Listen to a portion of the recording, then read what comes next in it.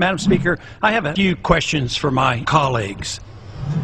What if our foreign policy of the past century is deeply flawed and has not served our national security interests? What if we wake up one day and realize that the terrorist threat is a predictable consequence of our meddling in the affairs of others and has nothing to do with us being free and prosperous? What if propping up repressive regimes in the Middle East endangers both the United States and Israel? What if occupying countries like Iraq and Afghanistan and bombing Pakistan is directly related to the hatred directed toward us? What if someday it dawns on us that losing over 5,000 American military personnel in the Middle East since 9/11 is not a fair trade-off for the loss of nearly 3,000 American citizens, no matter how many Iraqi, Pakistani, and Afghan people are killed or displaced?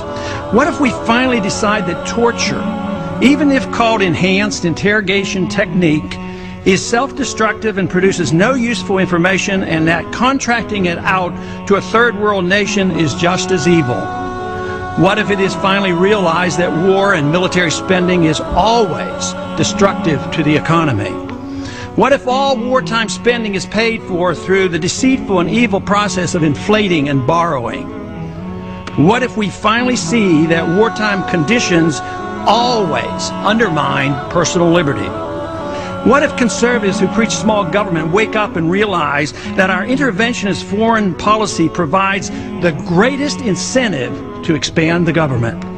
What if conservatives understood once again that their only logical position is to reject military intervention in managing an empire throughout the world? What if the American people woke up and understood that the official reasons for going to war are almost always based on lies and promoted by war propaganda in order to serve special interests? What if we as a nation came to realize that the quest for empire eventually destroys all great nations? What if Obama has no intention of leaving Iraq?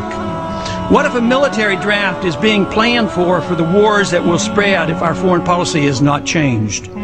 What if the American people learn the truth, that our foreign policy has nothing to do with national security, that it never changes from one administration to the next? What if war and preparation for war is a racket serving the special interests? What if President Obama is completely wrong about Afghanistan and turns out worse than Iraq and Vietnam put together? What if Christianity actually teaches peace and not preventive wars of aggression? What if diplomacy is found to be superior to bombs and bribes in protecting America? What happens if my concerns are completely unfounded? Nothing. But what happens if my concerns are justified and ignored? Nothing good.